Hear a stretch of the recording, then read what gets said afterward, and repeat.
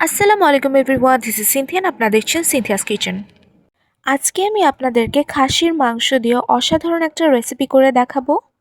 আশা করছি আপনাদের ভালো লাগবে। তো প্রথমেই আমরা একটা ফ্রাই প্যানে 250 গ্রাম পরিমাণের মুগ ডাল নিয়ে নিব। এখন এগুলোকে শুকনো খোলায় খুব ভালো মতো ভেজে নিতে হবে। খেয়াল রাখতে হবে ডালগুলো যেন পুড়ে না যায়, পুড়ে গেলে এটা তেতো হয়ে যাবে। আমার এটা ভাজা হয়ে গেছে, এখন আমি এর মধ্যে কিছুটা পানি দিয়ে দিচ্ছি। এবার এটাকে নামিয়ে নিয়ে খুব ভালো মতো ওয়াশ করে নিতে হবে।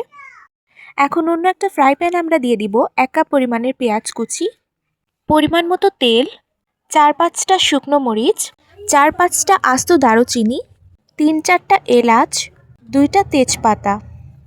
এবার স্বাদ মতো লবণ দিয়ে এটাকে খুব ভালো মতো নেড়ে চেড়ে গোল্ডেন ব্রাউন করে ভেজে নিতে হবে। ভাজা হয়ে গেলে এখানে আমরা দিয়ে দিব 3 টেবিল চামচ পরিমাণের আদা রসুন বাটা। এখন এখানে দিয়ে দিব 3 টেবিল চামচ পরিমাণের হলুদ মরিচের গুঁড়ো, 1 টেবিল চামচ ধনে গুঁড়ো। এবার সামান্য কিছুটা পানি দিয়ে মশলাটাকে খুব ভালো মতো কষিয়ে নিব।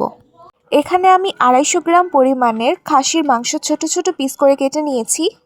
এবার এই মশলার মাঝে এগুলো দিয়ে দিব, সাথে 4-5টা কাঁচামরিচও দিয়ে দিয়েছি। মাংসটা দেওয়ার পর এর থেকে কিছুটা পানি ছাড়বে, এই পানির মাধ্যমে আমরা এটাকে কিছুক্ষণ কষিয়ে নিব।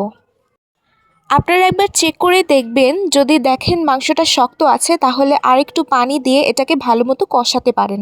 আমার এটা কষানো হয়ে গেছে এবং মাংসগুলো ভালোভাবে সেদ্ধ হয়ে গেছে। এখন আমি এখানে আমাদের ভেজে রাখা মুগ ডালগুলো দিয়ে দিব। এবার এই ডালের সাথে মাংসগুলো 5 মিনিটের জন্য ভালোভাবে রান্না করে নিতে হবে। 5 মিনিট পর আমরা এখানে পর্যাপ্ত পরিমাণে ঝোল দিয়ে দিব। এবার এটাকে ততক্ষণ পর্যন্ত রান্না করতে হবে যতক্ষণ না পর্যন্ত পানিটা শুকিয়ে যাচ্ছে। আমার পানিটা এখানে শুকিয়ে গেছে। এখন আমি এখানে ভাজা জিরের গুঁড়ো দিয়ে এটাকে নামিয়ে নিব। খেয়াল রাখতে হবে পানিটা যেন বেশি শুকিয়ে না যায়, কারণ এই ডালটা যত ঠান্ডা হতে থাকবে ঝোলটা তত টেনে আসে।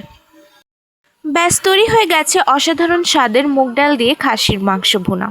আমার রেসিপিটা যদি ভালো লেগে থাকে তাহলে অবশ্যই একটা লাইক দিয়ে দিবেন। আজ এই পর্যন্তই, পরবর্তীতে অন্য কোনো রেসিপি নিয়ে হাজির হব। আল্লাহ হাফেজ।